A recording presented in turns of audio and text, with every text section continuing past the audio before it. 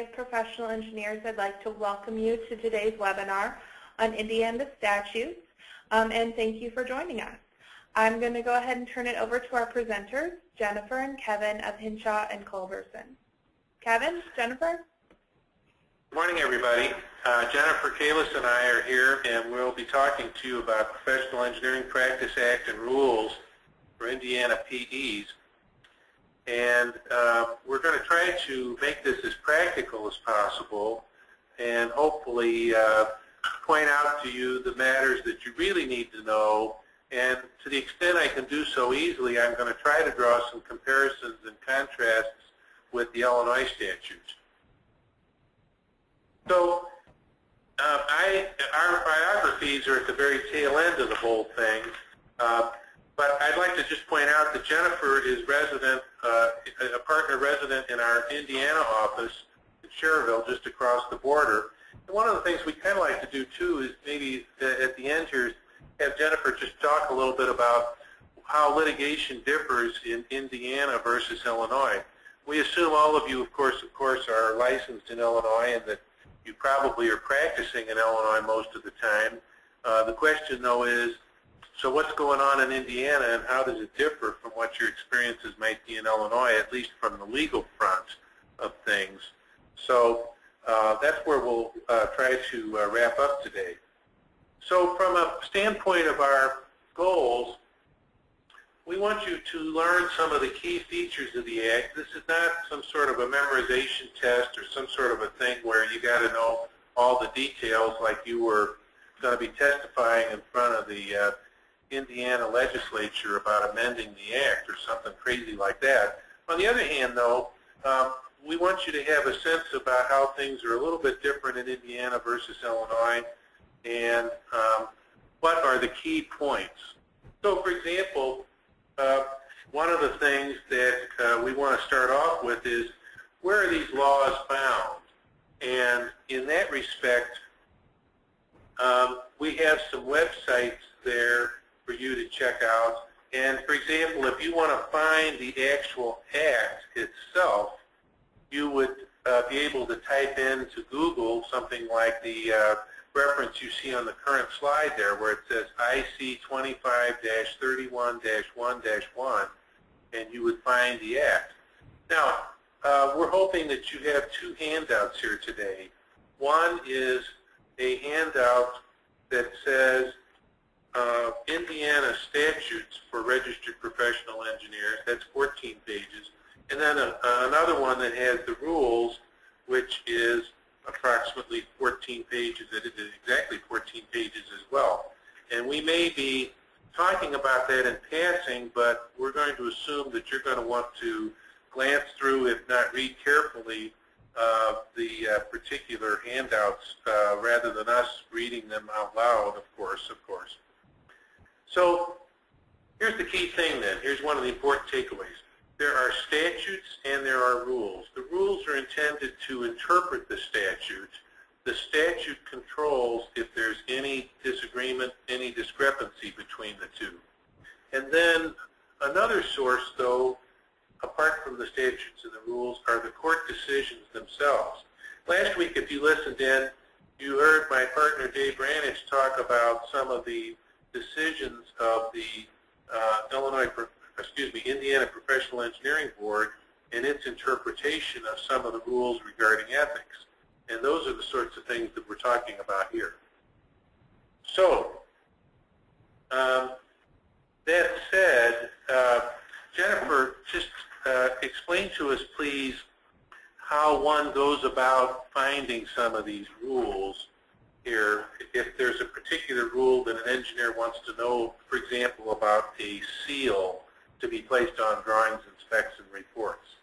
Well, I found that using any search engine such as Google or whatever other search engine you typically are comfortable with, as long as you're as specific as possible, usually the Indiana statute and the Indiana regulations will come up pretty quickly on the search engine search that you use. So if you're somewhere and you don't have access to the written materials that we have today, you can usually find everything pretty quickly, and not just some commercial publication on what the statute says, but it actually will take you directly to the actual Indiana code and the actual Indiana statute.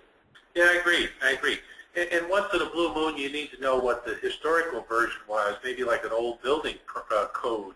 But we're not going to get into that today. We're going to deal with what the statutes and rules are as we see them presently. So one of the things we want to mention here, and I mentioned this 2 years ago when Jennifer and I spoke, is make sure you know who you are. And what I mean by that is, in Indiana, you're a registered professional engineer. In Illinois, though, they're referred to as licensed engineers. Maybe not a huge difference, but why not at least know the difference? One thing, too, to remember as well is, strictly speaking, in Indiana, it's a more relaxed standard than Illinois, where to become a PE, one has to have that skill and experience and education approximating that obtained by graduation. I just find that kind of surprising, but so be it. And what about reciprocity? All of you presumably have checked out reciprocity, whether it be in Indiana or anywhere else. And again, if someone in your office says, well, I want to be registered in Indiana, make sure you send them to the statute that you see there, because I have found when I look through this, I see these things as being very detail-oriented and somewhat restrictive in how it comes through. Now, all that said, let's move on to something more important. It's very important to know what the practice of engineering is and is not. It's defined here in the statute that we point out, and we've taken the trouble to repeat this at some length, even though you have it in your materials. And some of this is a little bit of a I know it when I see it situation, but notice how in paragraph 6, for example, they're talking about engineering surveys.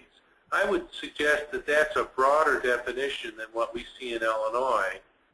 And whereas number 5 seems pretty much mainstream, pretty much what we would expect. Number 7, evaluation of construction. This is one where I think some people say, oh yeah, that's obviously within the practice of engineering. But I also know people who are not so sure about that. And the question is how exclusive is this definition? What I mean by that is, it could easily be a situation where a registered professional engineer in Indiana who is evaluating construction is clearly practicing within her profession. The real question to me, though, is what about someone else who's evaluating construction? Is that the practice of engineering? And the answer here is evidently that is exactly the situation, at least if it concerns, as they point out, public or private utilities, structures, that sort of thing. And so one of the things that is important is keeping that in mind. One of the things, too, that a lot of states are thinking about more so, and it's not here in the Indiana definition, but many states, as I pointed out last week, are thinking that serving as an expert in fields of engineering is the practice of engineering. To put it a different way, one cannot serve as an expert witness on engineering subjects without being registered in the state. Indiana, to my understanding, is not there yet, and Jennifer will comment on that as we get further down the road. But I pointed out last week that this is something that I see as a trend and something that you'd want to be careful about. This may also be a you know it when you see it type thing, but accepted from the definition of practice of engineering, it does not include stationary engineers or operating engineers, and those would be such individuals such as a building person whose responsibility is to run the HVAC system in the building, or somebody who may be operating a piece of equipment such as a bulldozer. Right, no doubt about that, and that's pretty straightforward stuff. And so one of the most important things we want to talk about today, though, is the matter about the seal. I can tell you that every state, and Indiana is no exception,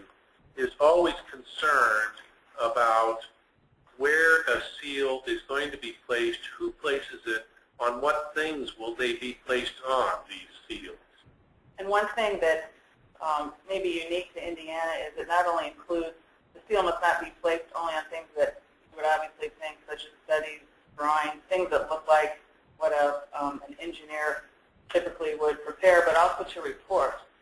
So if, for example, you prepare a written report for someone that does not necessarily include plan specifications and drawings in the form of just parentheticals or a letter that could be construed of a report, depending on what's in there and what the statute defines as what you're doing in that letter, that may be also something that you have to affix your seal to.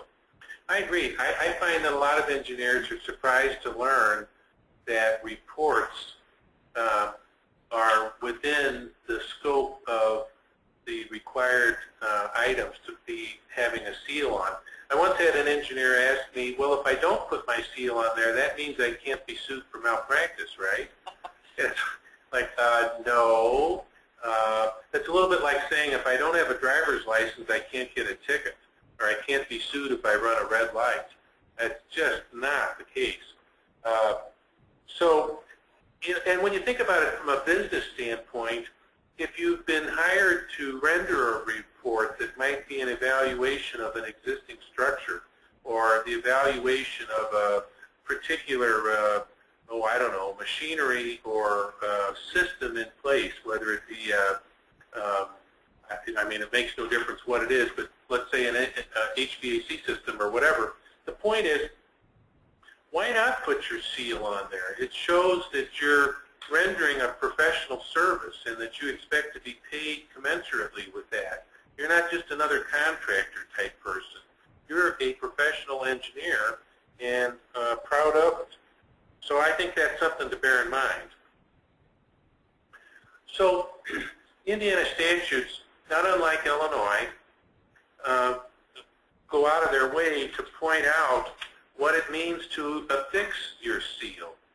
And I want to point out here that number 2 is speaking about this idea that if your subordinate did some of the work for you, that they were supervised by you and that it's under your control and direction. And you're vouching for that when your seal goes on there.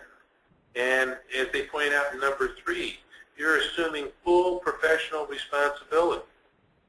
And number 4, that it meets standards of acceptable engineering practice. Well, okay, number 4, not a surprise, but number 3 is an interesting one. And in Illinois, at least, I've seen in some malpractice cases where plaintiffs' attorneys will say that that this drawing that had the seal placed on it meant that, and then they proceed to cite the corresponding Illinois statute that corresponds to what you see up on the screen right now. And they're kind of pushing the professional there to acknowledge that this was not just some small act that they did when they put their seal, that they acknowledged that it was this and this and this and this and this, going down the list of representations that the engineer is making when he places his seal on the drawings. So the rule now, notice that this is a reference to the rule Rule 7, you can see it there embedded in that citation, that speaks about how the seal is supposed to be affixed only while you're duly registered and only if the documents have been prepared by you or under your supervised employees, as opposed to instances where somebody brings you the plans, and we'll talk about that in a minute. And one of the things that I really like about the Indiana rule here is that it is expressly speaking and addressing to situations where there may be a set of drawings, perhaps 50 drawings, perhaps 150 drawings, and it's covering all sorts of design disciplines. And perhaps all you were asked to do were the 12 sheets dealing with the electrical design, let's just say. And one of the things that is expressly called out in the Indiana practice is how if you are just doing the electrical work, that you would indicate that and expressly use this reference about how your work only covered electrical designs. Here's what I'm trying to get at here. I've seen instances where there's this big roll of drawings, and all the professionals, by that I mean architect, Illinois structural engineers if it's in Illinois, and one or more PEs, are placing their seal on the title page. And then a plaintiff comes along later on and says, well, you were responsible for the entire set. And the professional engineer says, no, I was really only doing the electrical. And somebody says, well, but you put your seal on the title page. And we get into this argument back and forth about what that meant. The simple answer is take no chances. And Indiana is telling you how to take care of yourself and follow what this rule indicates, and that you're going to be free and clear, so we hope, of instances where someone wants to try to say that you were responsible for the structural design when all you really were doing was the electrical. Now, here's something that's a little weird, in my opinion, but it's actually very good, I think, for engineers in Indiana. And here we're talking about this notion about pre-designed manufactured equipment. I would ask that you take good note of this because, like I said, this is different than how it handles itself in Illinois. So you've got 4 possibilities about when you can include in your plans pre-designed manufactured equipment.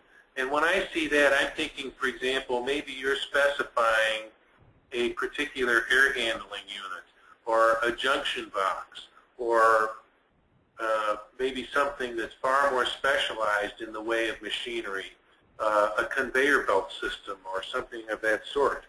The point is, if you can point out that it has met these various standards, perhaps ANSI is an example of number 1, or that it's met these tests. I don't know if that's ASTM or something else. The point, though, is that you can confidently specify that without somehow having to have checked it out yourself, much less designed it yourself, just if you can come within these one of these 4 categories that are pointed out in this particular rule. So I would suggest this is an important thing for folks to know who are going to be practicing in Indiana. And coming back briefly again to Section 3 about where is the seal to be applied, you'll note that this section talks about putting the seal on the title page, on each page, on the part of the work that your work appears. So the takeaway on this section is that depending on if you're submitting plans to a governmental body, if you're submitting plans that you're assuming responsibility for, but maybe not all the work is yours, you have to specifically put your seal on all pages on which your work appears. And again, as Kevin mentioned, whenever you do place the seal, you have to specifically indicate what part of the work you're responsible for by specifically designating what areas of the plans and specifications are covered by your seal. On the handout that you have, this is found on pages 1 and 2 that talks about that, particularly page 2. That's the reference that's up on the screen, and that's where you'll find it in the handout materials. And then section in the administrative code describes what the seal shall look like. And the seal that is in the handout, I have to make a disclaimer, it's not, that exact seal does not appear either in the code or the administrative code. It's just something that I located that was prepared by a commercial vendor that I was able to get into the PowerPoint, but it generally describes what the seal is supposed to look like, how big it's supposed to be, what information it's supposed to contain. And then with respect to the seal, it can be affixed, and this is in section 846 1-172. It can be affixed electronically or applied by a rubber stamp or a seal. And another important thing is that the regulations permit you to, for example, if you're copying a design from an original seal, the seal doesn't have to look like that on any reproduction that may shrink the size of the seal. So, for example, if you're making a copy, you're sending something in an email. But the important takeaway is that the seal still has to be legible, so that if somebody's looking at it, they can tell who you are and what, where you're registered, where you're from, what your number is, that sort of thing. Right, they can check out your number because, as you probably know, in Illinois, it's very easy to go to the Department of Professional Regulation website and do the so-called license lookup and learn whether or not someone is duly licensed as he/she purports to be. And that's why they want to have this be as legible as they can.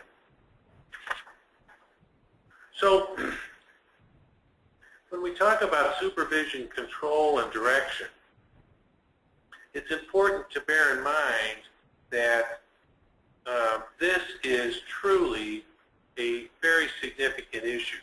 When we come time to the discussion of these statutes and rules, if we had someone here on board who was one of the administrators in Indiana, clearly they would be pointing out that they're always going to be concerned about someone with the appropriate skill, the appropriate direction, and supervision and control being involved in the project, and whether she does it herself or she supervises her subordinates, this is truly an important thing. Now, to be sure, they don't go on and on like some states do, where they talk about what does supervision mean, what does control mean, what does direction mean. But one thing that's very important, and is an important takeaway, is that if you're in the corporate practice, and we're going to talk about that in a minute, that the person who's providing that is truly a full-time employee, not a part-time employee. But staying with this idea, though, about supervision, control, and direction, it clearly cannot include the idea where you're brought drawings from a contractor or someone who lost his license or someone who's kind of dabbling on the side. Gee, I went to engineering school, but I never could pass the tests, and I'm sure these are great things, and here's my calculations. Would you please just stamp these drawings for me so that I can do a design build job or do something like that and carry on? And if you were listening last week, you learned from my partner Dave that the board has never hesitated to suspend people when they have violated these rules regarding the affixing of seals or stamping of plans that were not, in fact, prepared under the supervision, control, and direction of the registered professional engineer. And notice where it says regularly employed subordinates. That's another way of getting at the idea that you can't hire somebody today who prepared drawings last year and you're now going to be asked to affix your seal. It's just not going to do it. So what happens if you've got a client and either the client fires you or maybe the engineer who's working with the client, that person's firm fires that engineer and somebody else comes on board to pick up the project? Is that permissible? Can you do that? Well, that's a huge question Can you because just pick up where the other person took, left off? And if you can't, is your client going to pay for you or your firm to hire someone else to start from the beginning? And what are your professional responsibilities and what can and can't you do? yes, this is a very serious question because in Illinois, up until relatively recently, that was the situation in Illinois as it appears to be in Indiana now, namely that, like we point out, if the original design professional was fired or they quit, because perhaps they haven't been paid on the job, or they pass away, or they move away. What happens at that point? And the point I would emphasize is that at the moment, Indiana does not address that point. So I would suggest that theoretically, the client, the owner, has to start over again and have somebody pick up the design from scratch. Now, we all can understand how there might be instances where the previous designer's work is given to the successor, and perhaps the successor, shall we say, redesigns it very, very quickly and efficiently looking at these papers. But I would suggest to you, though, that if you're the successor, you'd want to be extremely careful about that and not merely have photocopied documents in your file as if to suggest that somehow that was sufficient. It's just not going to fly. You're going to have to do your own work and do more than just checking. And here's what I want to point out about that. Illinois, as you see on this slide, I can tell you there are very, very different rules than there are in Indiana. And in fact, within the Illinois design professionals, each of the rules, and by that I mean for PEs versus structural engineers versus architects, those are all different. In other words, there's not a uniform rule in Illinois that says that if the earlier design professional is terminated for some reason or another, that this following procedure can be applied and the successor take over. I'm telling you that each of these Illinois professions have a different wording, a different licensure scheme on succeeding to the work of another. And if that's an issue for you, I have put what I hope will be perfectly adequate references that you could Google. So if you wanted to know what the rule is, for example, for Illinois structural engineers, if you type in on a search engine the 225 ILCS 340/12, that should take you right to where you need to be. And if you have any questions about that, well, I'd be happy to help. But it's a complicated subject in Illinois, and frankly, even more so in Indiana because of the absence of a statute or rule.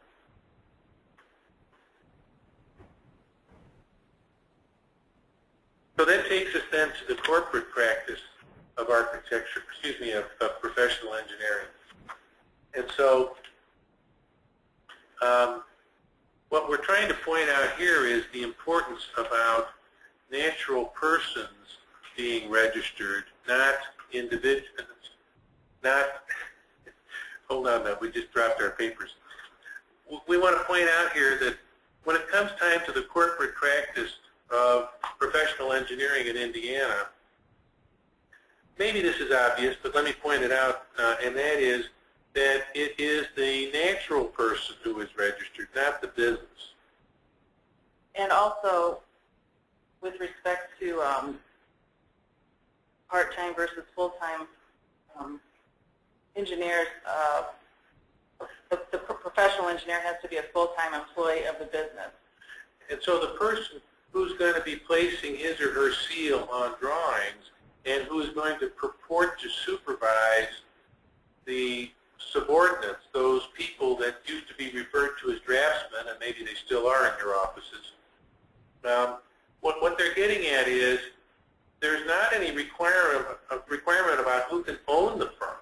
So theoretically, Jennifer and I could own a professional engineering firm, and we could have people who are, shall we say, very experienced coming up with designs on their computers and going at it and on and on and on. And then Jennifer and I look at each other and say, who's going to seal these drawings? Not me. And what this statute is pointing out here, and this is an important takeaway, very important takeaway, is that the person who is going to be providing that direction and supervision has to be a full-time employee.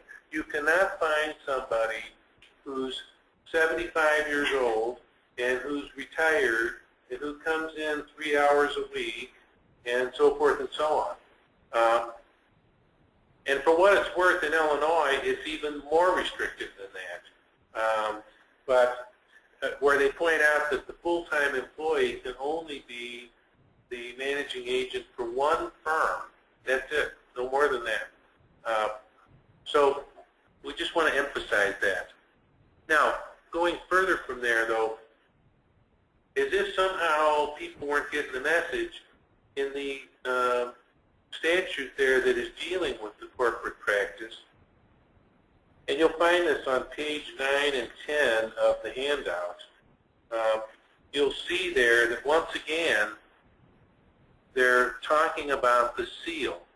And as if somehow there could be any mystery about this, how a seal is placed, who places it, what it means to place it, is probably easily the most important matter in the whole matter about how professional engineering is being regulated in Indiana, and quite frankly the same for Illinois.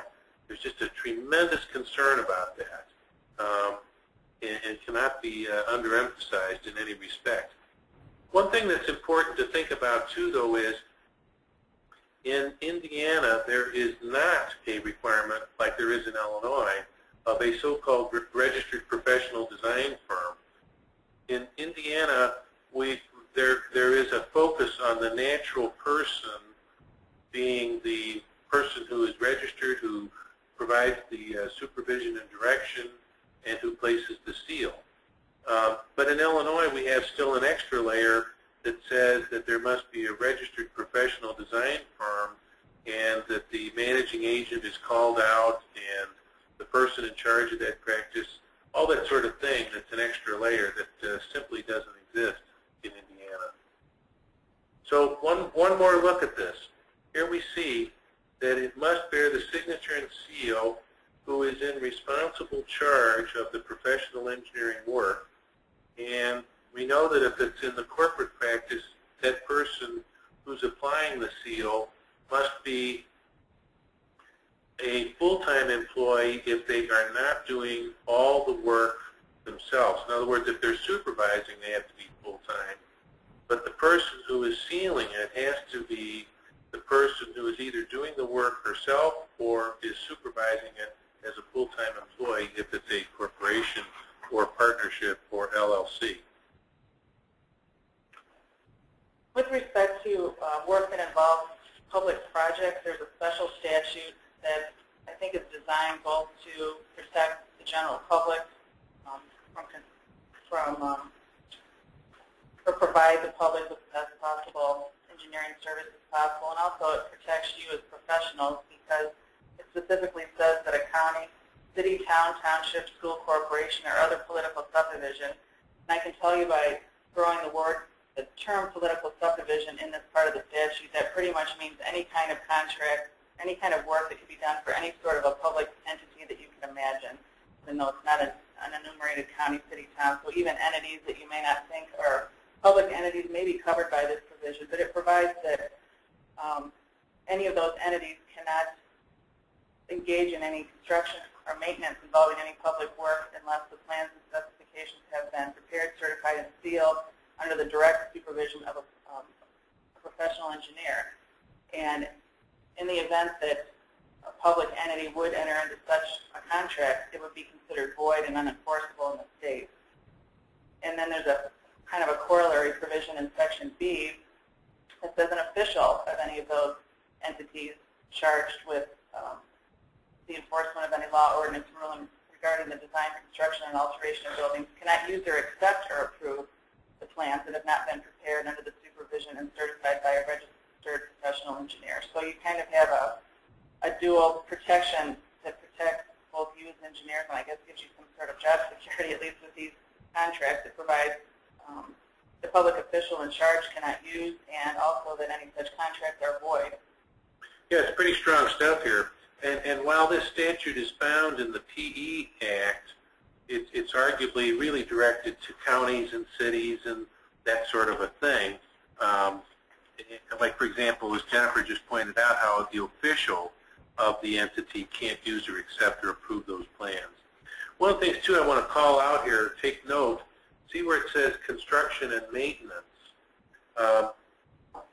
So in other words, this is not a situation where we're looking at design only. We're looking at a situation here where it's broader than that, and it's a situation that, although this similar language is found in the Illinois statute, the PE Act, it just doesn't seem to be very well known at all. And I would call out to your attention this notion about construction or maintenance as something that you want to be careful. Let me put it this way. Let's assume for the minute that you're asked to do only the design for a city that is planning a new library or what have you. And while on the one hand, it's not your problem, yet on the other hand, it becomes your problem if your client thinks that you should have known, or you didn't give them advice, that gee, why didn't you tell us, kind of a thing, that even for construction we needed a PE to be involved. And that's something that you might just want to be knowledgeable about, just so that you can guide your client to an efficient result that gives them what they're truly looking for. Another interesting portion of the Act that applies to political subdivisions, which again is pretty much any public entity that you can envision, is that if that entity has a job position that it considers to be an engineering position in whatever fashion, that unless the position is filled by a professional engineer, that entity may not use the word engineer in the position's job title. So, for example, if they advertise a position as, an engineer for the city of Crown Point, for example. City engineer. Right. And the position ends up being filled by somebody who's not, properly credentialed in Indiana. They would actually have to change the job title going forward in that circumstance. And I don't know, Kevin, if you know if that's just to preserve the integrity of the word engineer in Indiana, or not to mislead the public, or? I think it's all of that. I think it's, the unfortunate thing is that the word engineer has been kind of watered down, which of course is one reason why the term professional engineer is used like that. But you'll see people that, like on the side of a truck, and they're in the HVAC business, and they'll say HVAC engineering, when in point of fact, they're not a professional engineer in any state, but they're purporting to do this work, and thank heavens at least the Indiana legislature came along and said for political subdivisions, or even the state, don't use the word engineer unless you truly mean professional engineer. Now, at this point, we did get a question, and that is that let me see if I can pull that question up again here quickly.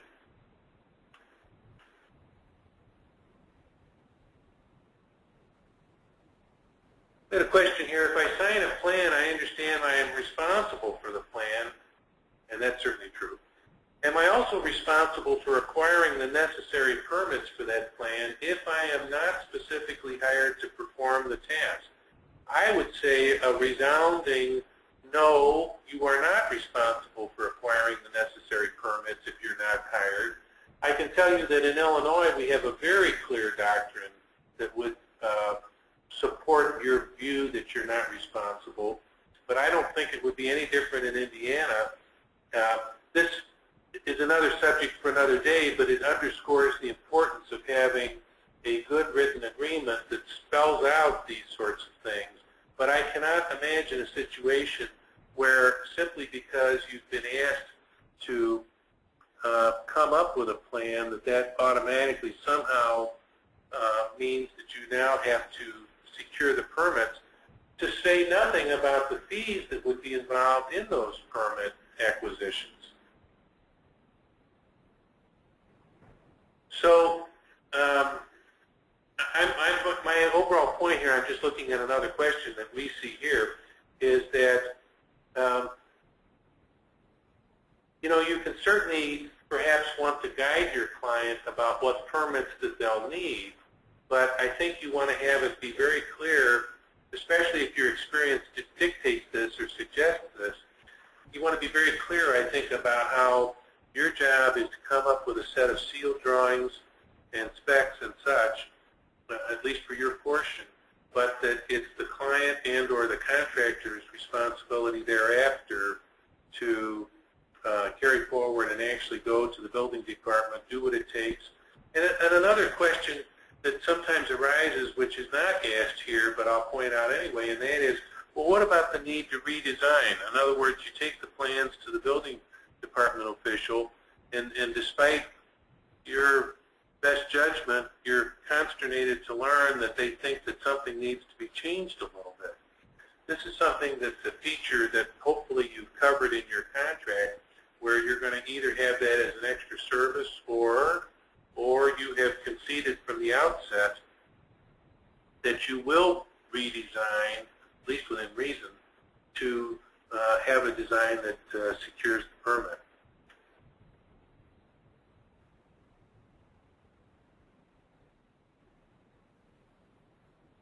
So what happens if you happen to be practicing without a license? Hopefully that never apply to any of you because you all are obviously licensed. But there are remedies that serve as a deterrent not to act as an engineer without a license. And we talked before about if you're doing work for a public entity, those contracts are void. The city official responsible for implementing those cannot do that. So outside of that context, there are protections to the profession that are out there that will hopefully deter and prevent people from practicing this, practicing your profession without a license. Absolutely. For example, the contractor who thinks that they don't need drawings to redo an entire system, even if a building permit isn't required. The other thing that we could even add to this list is I see many instances where an out-of-state engineer who is perfectly competent, there's never a question about the competency, let's just say, but secures a job in a state where he or she is not licensed, or secures a job in a state like Illinois that requires registration at the entity level, not just the individual. And they start doing the work and hold themselves out as capable of doing the work and legally capable of doing the work, and then only to find out that after they've secured the job, suddenly now they're being investigated, prosecuted, and otherwise coming under the microscope because they took a job in a state where they were not licensed or not yet licensed. And if you do have a prospective opportunity to take on a job in some state where you're not licensed, you really need to stop the opportunity for that new job until you quickly run to the, whether it be the statute books or call on the telephone to the particular licensing agency in that state and find out precisely what's going to be involved. First of all, can you be licensed by reciprocity? And secondly, what's their standard for an out-of-state engineer taking on a job? Sometimes if you just hold yourself out as being capable, that alone can be construed as practicing without a license. And not only might you get dinged in that other state, but they might then come back and to you and want to penalize you in Illinois because you practiced in XYZ state without a license. So that gives rise to a question then, what can be done when an employee signs your name without your permission? Very tough situation, and the same could be said about sealing the drawing. The simple answer is you obviously have to discipline the employee right then and there on the spot, and you have to check the work. If a draft were sent out that you didn't think was complete, you definitely want to get on the front end of this problem. And if they're doing it, if this employee is doing it for no good reason, in other words, not in good faith, I think that's time to terminate the person. If they did it in good faith, by that I mean they thought the drawings were ready to send out, but they weren't quite ready yet, that's the sort of thing that can be a problem. And frankly, I think that it's one thing to have an employee affix the seal, but I really think that you should be signing only your own name and not allowing somebody else to sign your name to reports, to specifications, to drawings. It's sort of that last act where you're asking yourself, am I ready to go? Is this truly ready? And when you pick up the pen to sign your name, that's hopefully something that's going through your head. Yeah, I would agree with that. I think under very limited circumstances would you ever want to give permission for anyone else to sign your name.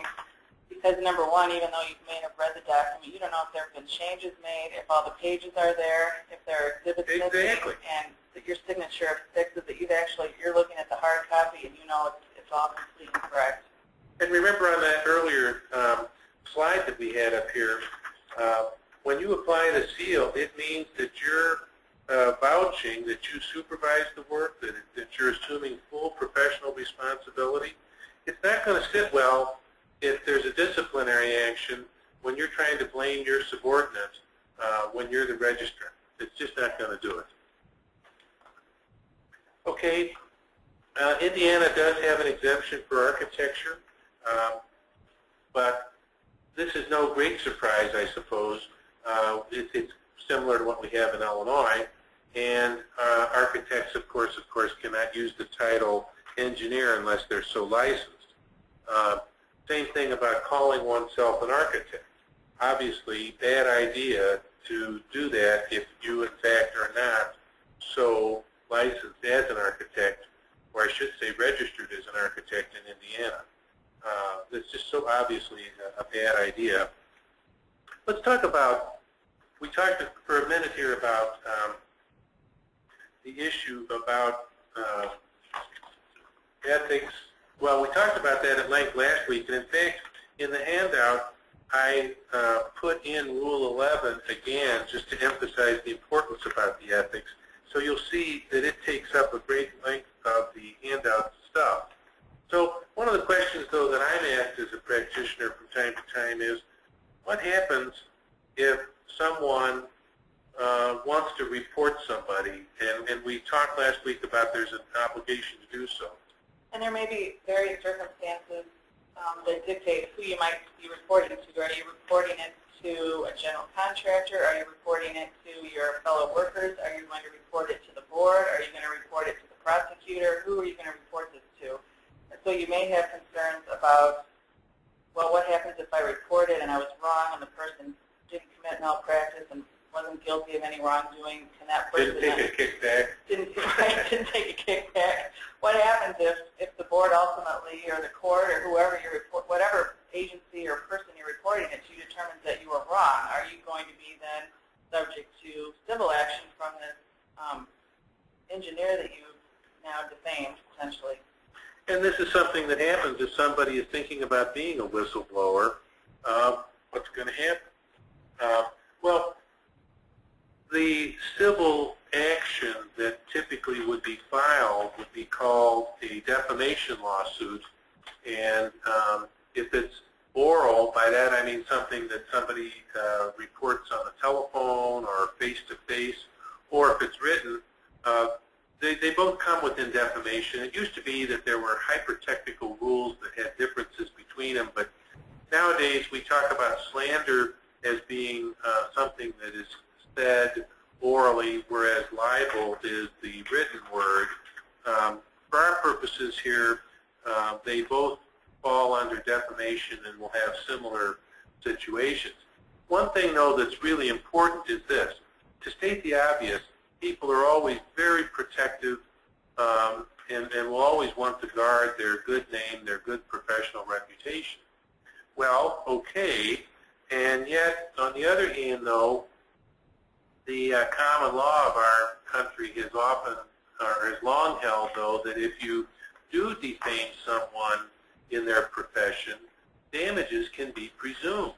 In other words, even without somebody saying, you know, I lost 6 jobs as a PE because Sam over there defamed me, you may be in a situation where the jury is told that they can assume that that there have been damages that result from that. So the question arises then, are there any defenses to turning somebody in under circumstances where you're trying to comply with the code yourself? And Indiana has a statute. It's very limited in scope. So, for example, it applies to sworn or written statements. So it doesn't sound like it applies to oral statements that are not sworn, made without malice, to the regulatory board in the course of the investigatory hearing or review proceedings. So, for example, if you make some statement that can be construed as being made to the board outside those proceedings, that statute may not protect you. An oral statement that's not under oath, the statute will not protect you. Statements made to the prosecutor, to other people on the job, to other engineers, to your boss, those statements will not be protected. But if you do give testimony in a formal board proceeding and the statement's made without malice, that means you're, well, we could talk about all day what that means, but it means you're not doing it for any ill will purpose or for any improper reason that's motivated other than for the board's investigation of the engineered issue. So here's an example. Engineer number 1 says to the owner client, you know, I can't believe you're even considering hiring engineer number 2. Why don't you know that she's, and here's the problem because, you know, getting into, don't you know that she got fired from her last job? Don't you know that her projects always have cost overruns? On and on and on. And those sorts of statements can truly be considered slanderous and can give rise to a defamation action. People get very feisty very quickly about assaults on their professional reputation. And the point that we're making here on the slide that you see here is that your immunity is very limited in such instances. You better be right, and they're at least carving out a limited immunity, what lawyers might refer to as a qualified immunity. Qualified meaning that it has to be made without malice. In terms of when you can speak freely to the regulatory board in the course of their proceedings and not face problems of that sort. I would point out to you that in Illinois, anything that you say to the state board is going to be absolutely privileged, even if, as I point out, even if it was found to be false or meritless. And of course, you know, if you're found in Illinois to have been just an absolute, complete joker who is stirring up trouble that is completely unfounded, you yourself might be the subject of discipline. I don't think we have problems with anybody that's listening here today with that. But the point that I would like to make is, in Illinois or Indiana, if you make complaints to, say, a professional society like ISPD, you're really running a risk in that instance. In Illinois, you could be immunized if it's free of malice and it's done for a proper purpose. In Indiana, I don't think that you're even going to get anywhere with that sort of a defense. What about mandatory insurance? Professional engineers in Indiana need not have that, any more so than they need have it in Illinois. So that's good. And there is no corresponding duty to report any malpractice judgment against a professional engineer in Indiana. And that's the same thing in Illinois, but everybody's always worried about that sort of a situation. In the few minutes we have left, what about litigation in Indiana? How is it different than Illinois? And let me start out with one in particular here. In Illinois, a malpractice lawsuit against a physician, somebody in the healthcare field, has to be supported with an affidavit that the plaintiff's lawyer would have to run out and get ahead of time to have it be judged that the doctor truly created something of a malpractice nature. In Illinois, lawsuits against architects, professional engineers, structural engineers need not have that. How about Indiana? In Indiana, there's no such requirement for that either. All it takes to sue a professional engineer is the filing fee and the paper that it's on. And one of the things I wanted to talk about was what happens in the unfortunate event that you do have a lawsuit brought against you. One of the biggest differences between Indiana and Illinois is that in Indiana, it's very, very important that when you get that piece of paper, you turn it over to your insurance carrier, whoever, your insurance agent or whatever insurance you think may be covered. And you may have a policy that you don't even think may cover this kind of a loss that's being asserted against you, but the key is to do it in a timely fashion so that you can get a lawyer involved to protect your interests. In Illinois, default judgments are routinely set aside and they're not contested, and no big deal. No big deal. In Indiana, a default judgment is the worst thing that can happen to you because it means that someone's already determined you to be at fault, and it's just a matter of how much money they're entitled to. And they're very difficult to get out of. They're not impossible, but it's completely discretionary with the court. And so you do not want to ever be in a position, a default position ever in Indiana, because there is no guarantee that you're ever going to get out of it. And a lot of times what we'll see is, even in a bad case where it's clear that there was no wrongdoing on your part, if somebody gets a default judgment against you, that plaintiff's lawyer will use that as a means and method to extract more money out of you or your carrier, saying, well, we could go to a hearing and I could get more, but I'll take less, and we'll agree to set aside the default if we can get the case resolved. So the key here is timely report of the lawsuit to whoever needs to be reported to. I would go one step further, and that is, and this has even been the situation in our kindler and gentler Illinois, is that you can turn the matter over to your insurance company, but I would not then go to sleep. In other words, I don't think that it's a wise idea to report it and then think that all of your problems are solved, because courts, in Illinois, sometimes there's been some inconsistent results, I admit, but in general, there's a rule that says that everybody has a duty to follow his or her case, and you can't just lay back and assume that just because you handed it to your insurance company that everything now is going to be just perfect. I, for one, in Indiana, would be very careful to, at the outset of a case, to know that if my appearance and answer was due on the 25th of May, I'd want to make sure that I had confirmation that that had actually happened, instead of taking today, for example, handing it to the insurance company, and then they say, oh, don't worry, don't worry. I'd still want to make sure, because I just wouldn't want to be anywhere close to a situation where I had a judge that was saying that, as Jennifer just pointed out, they're not going to lift that default. It's just so dangerous. The other difference that I can think of that applies in the litigation setting with respect to professionals is that Indiana's rules about expert testimony are much more lax than Illinois. So, for example, if you get sued in the allegation of professional negligence, a lot of times the plaintiff will have an expert that says, yes, you committed malpractice, and you'll have one that says, no, I didn't.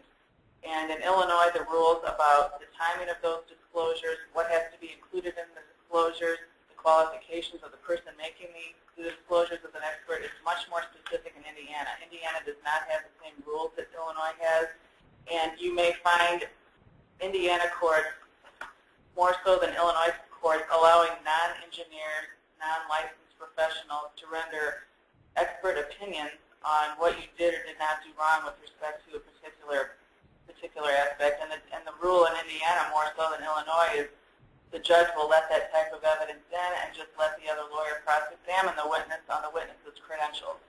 So you may find yourself in Indiana, hopefully you won't, but if you do get sued, having a non-licensed professional give expert testimony on what you may have done wrong.